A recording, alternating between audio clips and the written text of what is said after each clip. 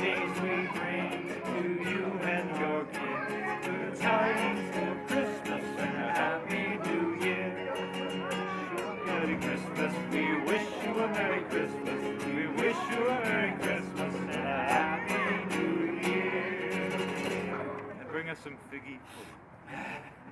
It's great to be a part of a wider event in the city of Fort Wayne, the Shop Downtown, the Holly Trolley.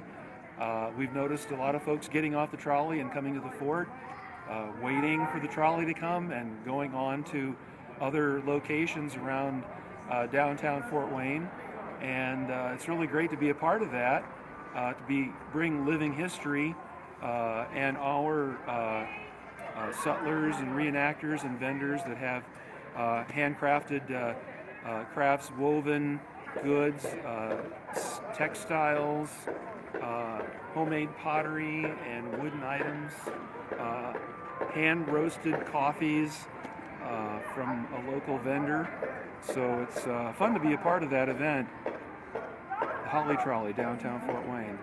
Do you want to say anything about the fort while you're on camera? This is our second Christmas at the fort in many years. Last year was our first year, kind of a building year, and we had just one room. And this year, 2012, all of the buildings, all the downstairs rooms are filled with people who have brought their handcrafted items and their craft to demonstrate, and reenactors to bring living history to historic Fort Wayne as a part of the Shop Downtown Holly Trolley event here. Very seasonable weather. It's nice, but the layers of wool help fortify me against the cold, and I haven't heard one person complain. And I've seen people huddle up to the roaring fires in the buildings, and we even had have a watch fire out in the open on the grounds. We've had a great day today here at Historic Fort Wayne. Happy? All right.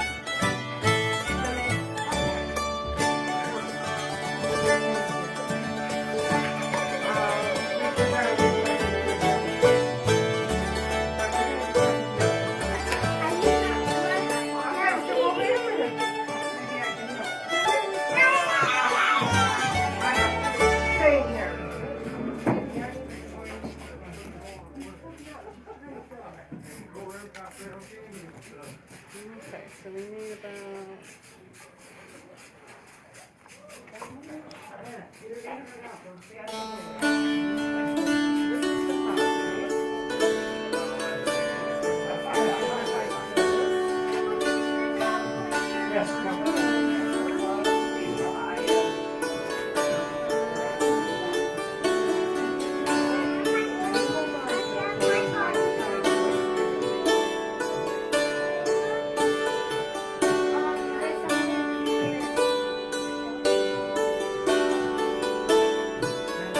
Hi there, I can help you make a soldier or your Christmas tree.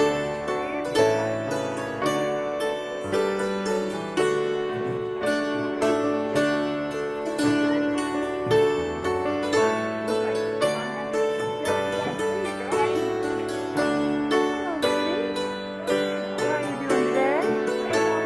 Doing pretty good. Is this part of the bake sale that you've got going on? Tell me a little bit about what you've got and what people can go home with.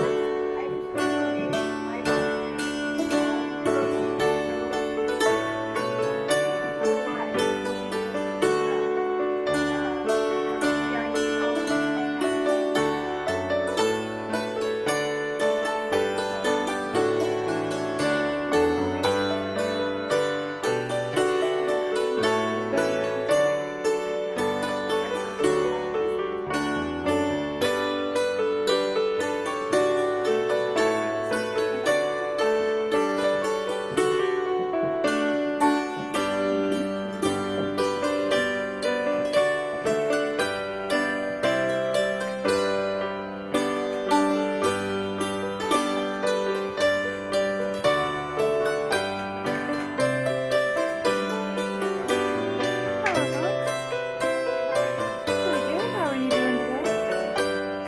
Videotaping Jones requested that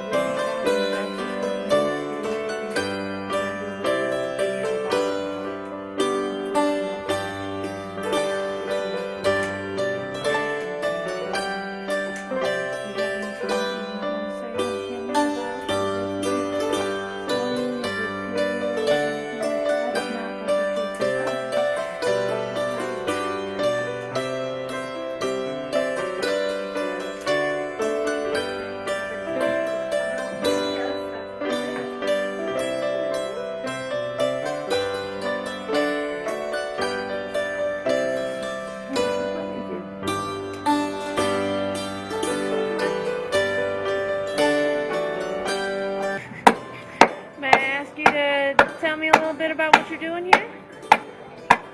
Well, I'm a bowl carver. And as far as my persona, I'm a French habitant, or colonist, permanent settler of New France. We had a presence here at Fort Wayne from early in the 1700s until the British won the 7 Years' War in 1760, and we were here at Fort Wayne for any other white folks.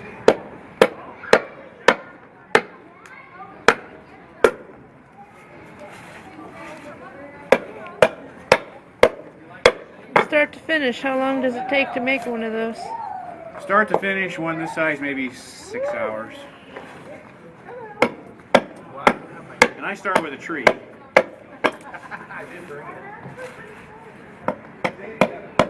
So I'm going way to back to the beginning with it.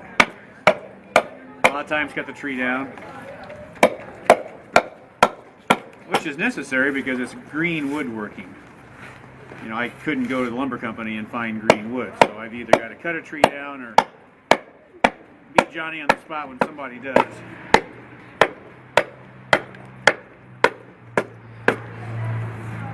Is there a preferred sort of wood to use for this sort of thing? I like fine-grained hardwoods, of which cherry and walnut are my favorites.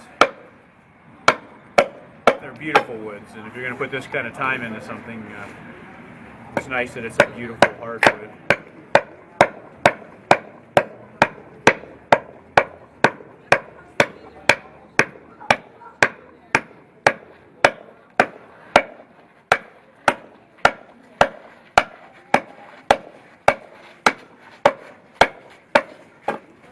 Now, would you say that device of yours is more of an axe or a hammer? It's called an adze.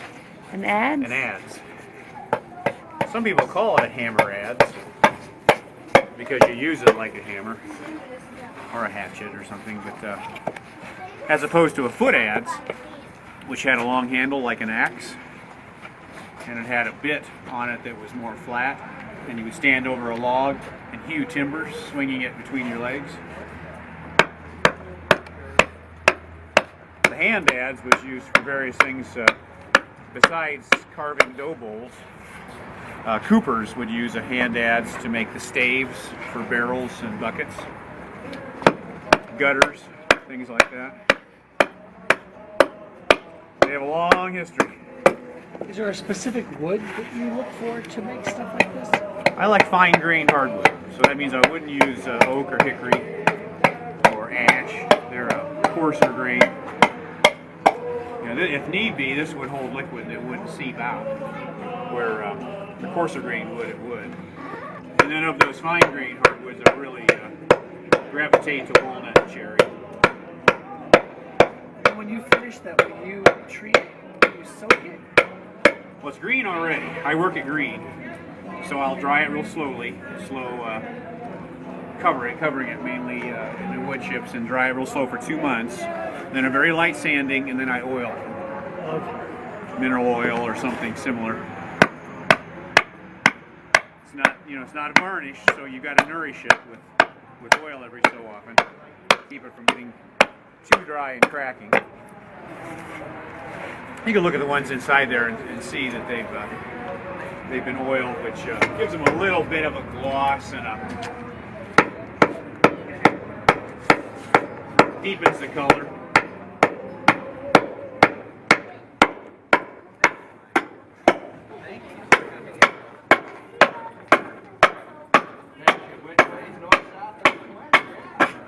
Are you doing this for your own interest, I'm or? doing this. Bob Jones requested that my company come down and videotape.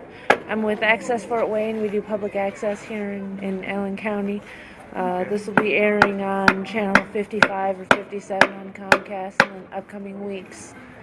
But I've seen some things on programs you've got a lot of local that content. Access seems to ring a bell for me. All right. May I ask your name, please, so we can. Tim Guy. Alright. Spelled the way it sounds? G-U-Y, yes. Alrighty. Guy. Guy in French. Guy. Guy. So you're doing this out of love English for your... pronunciation is Guy, the same word as Guy in French. And I portray a French, like I said, habitat, or colonist, settler of New France. That's my persona in the reenacting world. And I do militia, French militia, and so I'm a milician.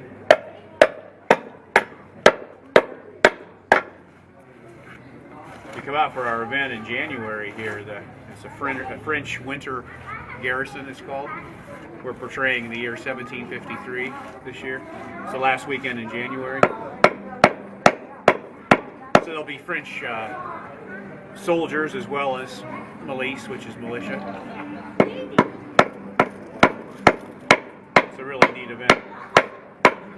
Been doing it now for several years. We started with, I think, 1749, and we're up to portraying 1753. So we portray what's going on here at Fort Miamis in 1753. And it was a great year for us because the British were making inroads in this part of New France, and an army from Detroit went down and destroyed the English stronghold at Pickawillany over in Ohio. The English all fled, and the Sauvage came back to the French way of thinking. So it's a year. 1753 is a year of celebration for the French in this part of the world. Make sure to put something in the program about it. Well, that's the winter event. That's the thing we do late January. This is well, there should be something in the program advertising that as an upcoming event. I don't know if it is or not.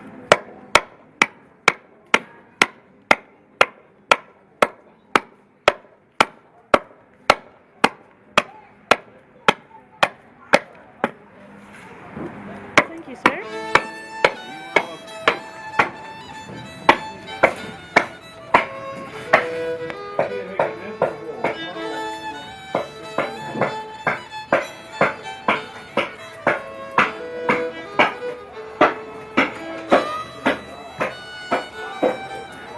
Yeah. Well, it's green right now, but it would take longer to dry. Probably by tomorrow it'll be dried out.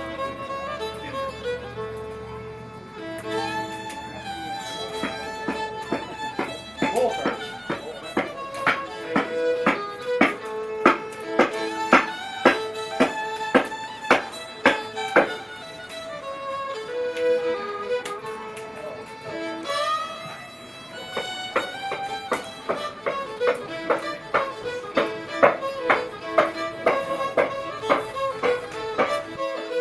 Hello, folks. I'm not to sneak up on people.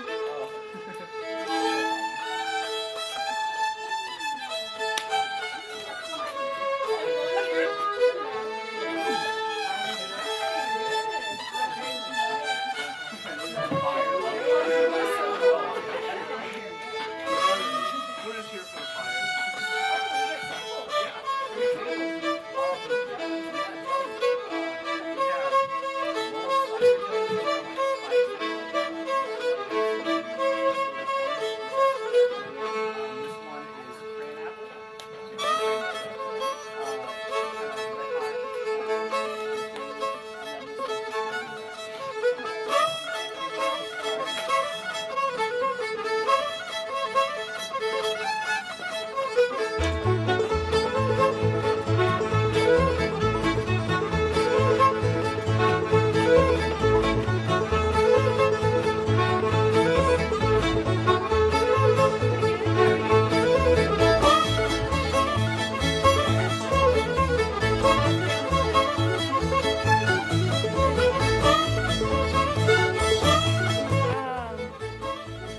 Do you care to tell me a little bit about your Sure, I am actually flying some yarn right now. I spun 2 singles already this morning, got my bobbin spool, and I'm finishing the yarn up by putting 2 threads together and untwisting them around each other to make a 2-ply yarn. And then from there, I'll shrink the yarn and then I will knit it or weave it. This is actually going to be going into mittens. So everything that I do, I start with making the yarn first and then either knitting it or weaving it. We start with the wool right off the sheet and take off anything we see that we don't like. And then we will clean it, wash it some more, and then clean it some. And then I take it to a carding mill and I run it through a carding machine and it comes out in a very long woolly worm, very soft and fuzzy. And then I spin it into yarn. And then I knit it or weave it. So I can make all kinds of things like mittens and socks and hats and gloves and even material. I weave my own material, make my own linsey woolsey material and weave that. It's a little bit warmer than straight cotton. What can you do for the itch to make it a little bit softer? I use wool from sheep that's been bred for the wool and not for the meat. Sheep that's been bred for the wool is not near so scratchy. And meat sheep, their main product is the meat, and so the byproduct is just the wool. So it is a lot scratchy. So I prefer to use wool from sheep that's been bred for the wool. That way I'm starting out with a much softer product. Being period proper would be, if you were period proper, would you have raised your own sheep or would you have bought them? Usually you raise your own sheep. But there is lots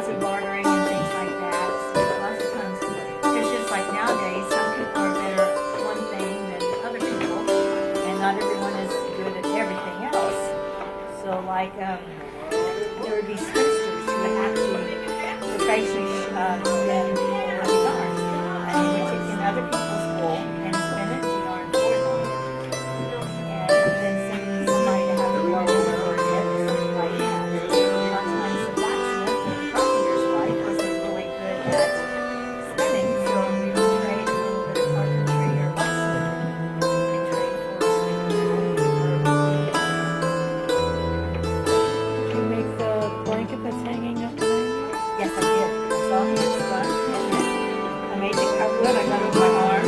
I made the all that I got, the maps on, the actually well-weight material for the dresses. Hey, trick or treat, Santa Claus. And then also sliced out the wool, threaded the loom with ribbon threads, and placed the woven by hand on wool, finished the material, they cut it up, and wound outfits. May I ask your name? My name is Karen Hamer, and the business is Shopping Architects. I've been thinking of shopping around. And yes, I like the whole family daughters. They know how to stand, they all know how to knit, they know how to weave, they all know how to cook, they know how to cook with fire.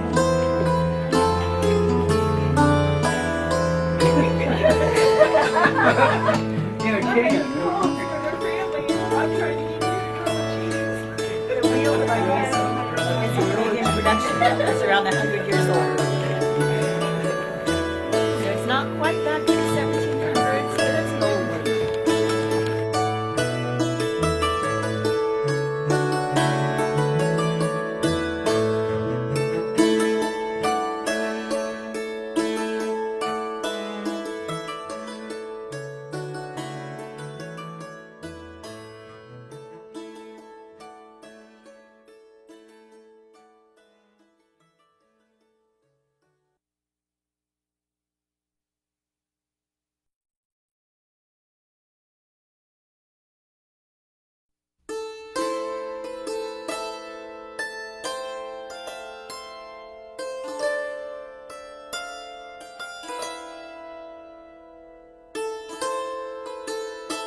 She sales, I'm just labor. Ah. I make.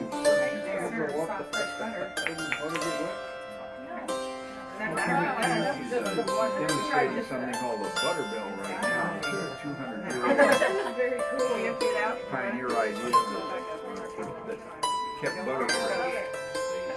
Kept the butter in the arrow. And that's what she